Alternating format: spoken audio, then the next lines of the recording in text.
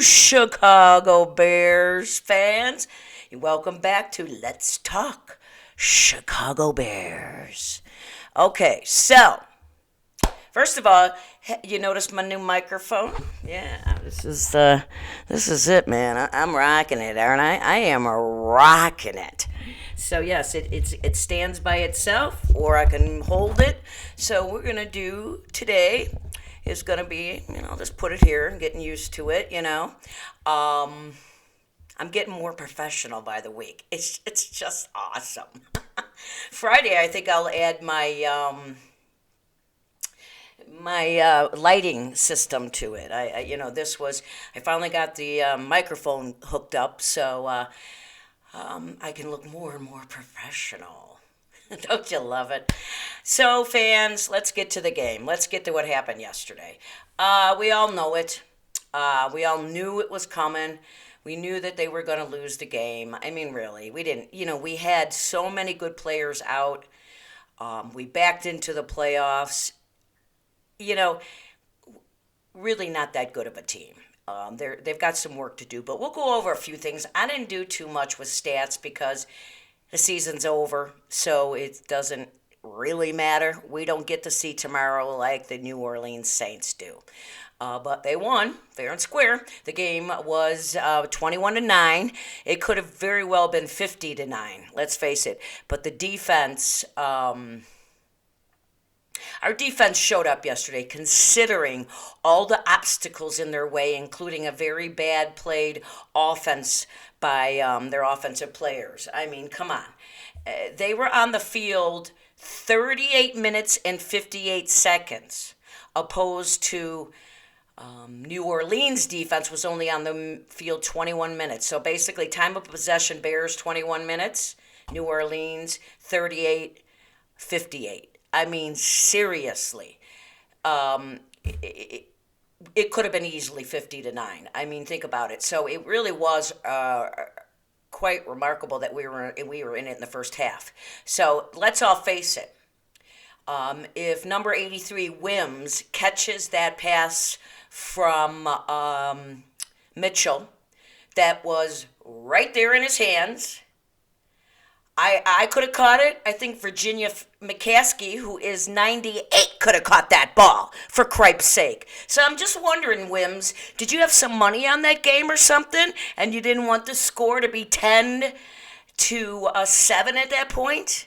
Because I don't know. It looked awfully suspicious to me, and I'm not a person who is into that. I know there's a lot of people who believe that some of the games are fixed and refs are fixed, and I always say no, no, no. But I got to tell you what, that miss had me thinking a little bit. I was like, really? It could have been better. And you know what? At the end of the day, Mitchell was not the reason we lost that game. There's one reason we lost that game, and you're going to find out right now, and that is that Matt Nagy, we all know, was calling plays again. Because, okay, so we'll just do Mitchell's stats. Mitchell was 19 of 29 for 191 yards with no turnovers. He had many passes dropped. His offensive line was not doing their job yesterday because he was running for his life many, many times. And we only had 48 yards rushing. That smells Nagy all over the place. We were winning games. When we started winning, of course, they were easier teams, but we were racking up the yards. They didn't make any attempt to stay with it. Nagy, for that alone, should be fired. And there's a few other things I'm going to talk about. I know he's not going to get fired, most likely. And we'll go over some of that. I have a show Friday, so we're going to really get into the management, Nagy, Pace, those guys on Friday's show. But Nagy, we all know, was calling the plays because, hello. But So as I said, Mitchell didn't really play that bad. His favorite receiver, Mr. Mooney, was not playing, number 11. I have been, since the second game of the season, I told you this kid is going to be something special, and he really is. And you see how much he was missed yesterday. You take it for granted when he just catches a couple passes here and there, but makes a huge difference. He wasn't in there, so you got to put the likes of Wims and Miller, which we're going to talk about, in there instead, and look what happens. And of course, they were all over Robinson because they knew they didn't have a second receiver. So that was easy. Geez, I could have figured that out, right? So Mr. Mooney next year, I think there's a real blessing in disguise there. He'll be back next year. I really hope Robinson decides to stay because those two are really good. But I think Robinson's a little sore at the Bears for not redoing his contract when he was trying to be a good guy and trying to get it done before the season started. Now he can go to free agency. The only way the Bears can keep Robinson now is to franchise tag him, and I'm sure they don't want to do that. So, the better team won. We all know that, but we were missing our cornerback in the back of the defense, Jalen Johnson, number 33, again. I think that was his third or fourth game. Of course, Roquan Smith, our great linebacker, number 58, who runs the defense out there, was also not in this game, and that showed a lot. And then, of course, Mr. Mooney, number 11, our receiver. Now, there were some other guys out, but there's really no point in mentioning them. So, but with those three, especially JJ and Roquan Smith, we might have been okay if we had Roquan in there, Smith, but he wasn't. And I knew he wouldn't make it because that elbow injury looked like it hurt. But he's a good player, and he runs the defense, so we see how good he is. So he's even going to be better next year. So we do have some bright spots there. But I couldn't believe who I saw. He was playing with another guy, and I didn't even write his name down because I didn't really care, but they were going in and out. They were obviously playing in Smith's spot as linebacker. Do you remember Mante Tayo? He came out of college. He played a linebacker at Notre Dame, and he was pretty darn good in college. But, I never liked him. I didn't think he was going to make that next step very well. He did get drafted by the Chargers, so he played with the Chargers for a while, and then he was actually on New Orleans. So he's really been kind of floating around the league. He never really materialized to be that great of a linebacker, and I believe he had injury issues in the beginning of his career when he was with San Diego, so he couldn't stay on the field. And he turned out to be just the guy I thought he was when he was leaving Notre Dame. I think he was a little overrated by Notre Dame, and so he's been on the Bears practice squad. Well, after seeing his play last night, I understand why, because he sucked. And the other thing about this dude is I personally always thought him to be as a tool. He seemed like that kind of a guy. And I'm not sure if any of you remember, but back in 2009, he was catfished by a woman online. And he was in a relationship with her online. They hadn't met yet for a couple months. And then it got out that it wasn't a real woman. Don't get me wrong. I was catfished once here in Vegas. It didn't get that far, so I really shouldn't say. Whoever was typing, I got back on one of those dating sites because my friends, oh, you got it. I'm like, all right. So this was the second time. I'll never do it again. And because it's just humiliating. You're putting yourself out there, your picture, and that you're single, and then you get catfished. And I knew it right away.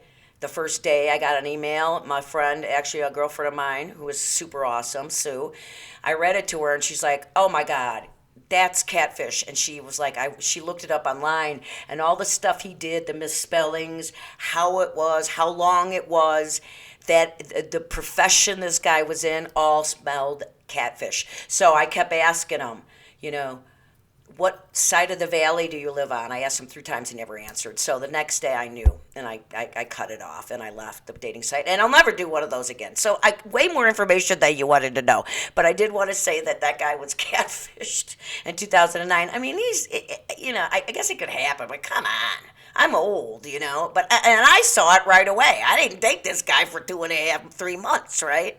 So, anyways, I thought that was kind of a funny inject there, but that guy was awful last night. I think his number was 57, but very bad, and that's why he's on the practice squad, and that's where he should go back to. And okay, and then let's talk about Miller. Okay. I was really, really not happy about that. I mean, okay, so we're down Mr. Mooney, one of our best receivers in the game, and so usually it's Robinson, now Mr. Mooney, and Miller, and that's usually the line 1, 2, and 3. Miller went from second to third because he's just awful. He hasn't been doing very well, and then last night, when we really need a wide receiver in there, he gets kicked out for punching one of the New Orleans guys. And this is the same guy when we played New Orleans on November 1st. It's the same guy that got Wims kicked out when Wims smacked him and punched him. So he got ejected. And which, didn't hurt us that much in that game. But last night I do believe Miller getting kicked out when he did was just a really... no discipline, in my opinion, and that discipline starts at the top, and that starts with Nagy. You got to be telling your players, that this guy is going to say whatever he said in the last game to try to get somebody off their game and do something stupid, and it worked again. So discipline, discipline, discipline. Bears don't got any, okay? So I have a feeling that was Miller's last time wearing a Bears uniform. I'm pretty sure they're going to cut him. And the other major thing the Bears had done and haven't been doing since middle of the season, they really improved, was penalties. They had 9 penalties. You know how I feel about penalties. If you're a regular watcher, you got 5 or over, you're hurting yourself, and the Bears just couldn't do it. And the fact that, the defense was on the field the whole time. I mean, Nagy really... I'm sure he's going to be saying he wasn't calling the plays, but we all know damn well he was, because it was Nagy. We weren't running it. It was stupid ass short passes. I mean, at one point I was saying to myself, why don't they just air it out? Although they didn't really have anybody that could get under it. Obviously, Wims can't. So, and Robinson was probably covered all afternoon. He had a couple good catches, but I would have just aired it out, and they weren't doing that. I mean, I don't know. Nagy cannot call a game. He can't. Now, we're going to talk about management on Friday's show, so I don't want to get into Nagy too much, but I don't know. I'm so torn on firing him, not firing him, back and forth. So, like I said, we'll get into that Friday. So let's let that be, right? So, really, all the... okay, here we go. Sorry. I'm back. All the plays were just, I don't know. I don't even know what to say. So anyways, you know what? The season's over. We all pretty much knew going in. Had they won, it would have been a miracle.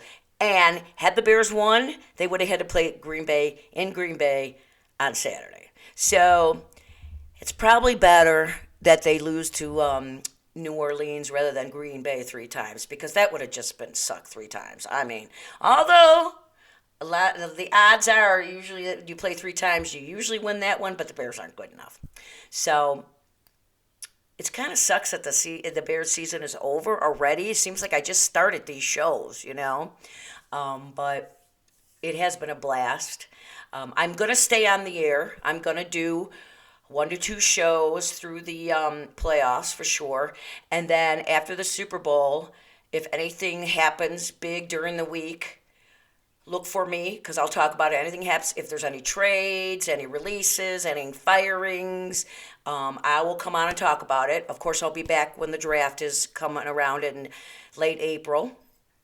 And then before you know it, we'll be into spring training or a spring camp or whatever the hell you call it in football. Um, and we'll be back at it. It just sucks it's almost over. But I gotta say, you, my subscribers, got me through the last half of this of 2020 because I was hurting. You know, being by myself is rough. I do get to see my son once in a while, once a week. Right now we can't, and I can't go into that, but that's all I can say is right now I can't see him. And it was never enough when you're living on your own. You go through this pandemic. So you guys really helped me. I mean, I'm always looking at my computer to see the comments, and I feel like I made some friends. And so really, thank you, thank you, thank you. I would have loved to have done this the first time with a better outcome of the season, but no doubt it was up and down. There was always something to talk about, right? Although I could talk about anything. But so anyways, I thought I saved this. I could have talked about this in the last show, but I didn't. I saved it for this show because I had a feeling we weren't going to win, so I thought, I'll wait. So do you remember about a month and a half ago, I told a story to you guys that back in 2006, after the 2016 season, they were just pathetic. I mean, we think the Bears are bad now. They were bad. I mean, they were under John Fox. There was no integrity. It was just bad. So I wrote George McCaskey. Actually, I wrote several people. I kept mailing them. I put them through the U.S. mail every week. I told you I mailed about, I think, 5 to 6 letters. And the last one I put on the envelope to the attention of anybody who cares at Hellas Hall. Well, I told you, I got a handwritten letter back from George McCaskey, and I showed you guys. And he wrote it, he did it on January 27th, 2017. So, and I read it to you guys. So that was just like the coolest thing. So I encouraged some of you fans to write them. And of course, this year I did. I wrote them again. And I had mailed 2 letters, I think. And then I went out of town for Christmas and was going to mail more, and I didn't. But when I came back from the Christmas break and went through my mail, can you believe it? I got another letter from him. Yeah, isn't that awesome? And not only did I get another letter from him, he did it on Christmas Eve, December 24th, 2020. So basically, I'll read a little bit of it. It says, "Dear Lynn," my last name, "thank you for your recent letter and for reminding me of our prior correspondence. I remember you from then. I don't think we acted on your advice back in January of 2017, and it would be improper for me to say whether we're going to do it this time around either." Because I wanted them to fire John Fox, but they kept him for one more year in 2017, and then 18 is when Nagy came on. So he's not sure what they're going to do. Still, you're kind to say my mom deserves another Super Bowl win. Loyal Bears fans such as yourself deserve it too. Bear down, George H. McCaskey. Is that the coolest thing? Is that the coolest thing? He wrote me another letter. And on Christmas Eve. And I only had to mail 2 letters, so he probably got them both. And he's probably like, oh, I better answer this lady because she won't stop. So I thought that was pretty dang cool.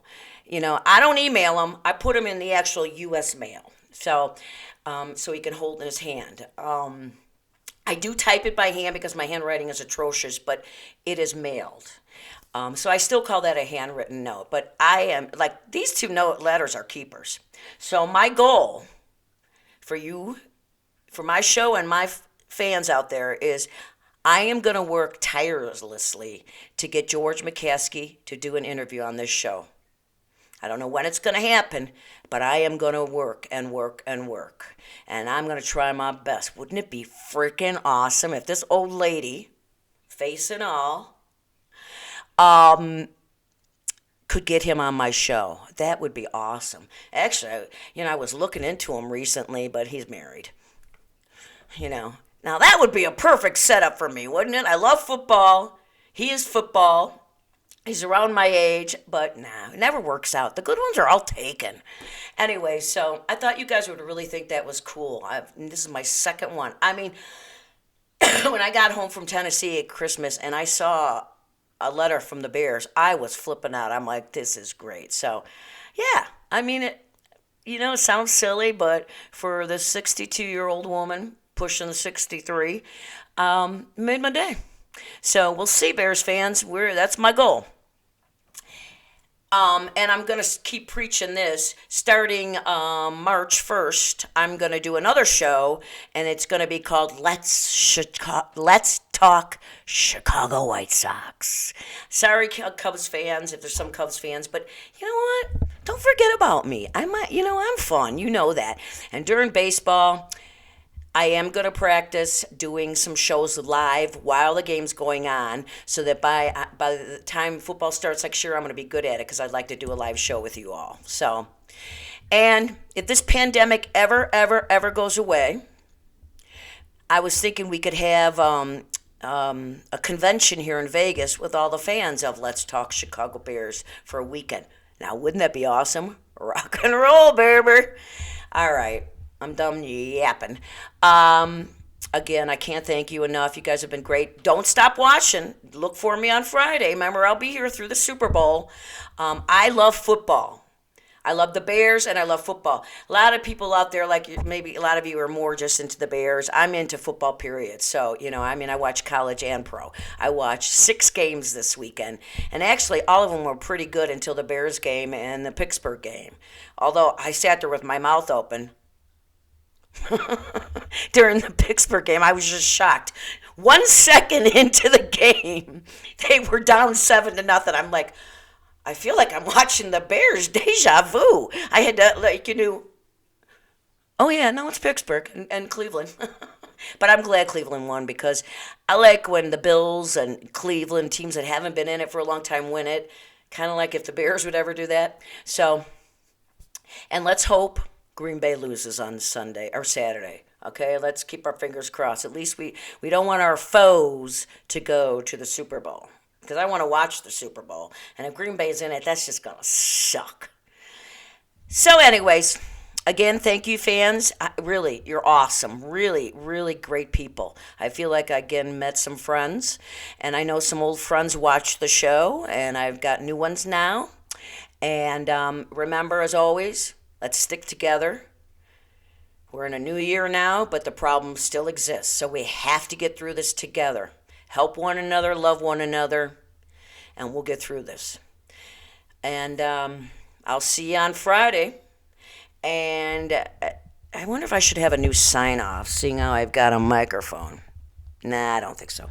Let's put it back in its stand. Because I got to say, keep on rocking and rolling from Vegas, baby. See you Friday.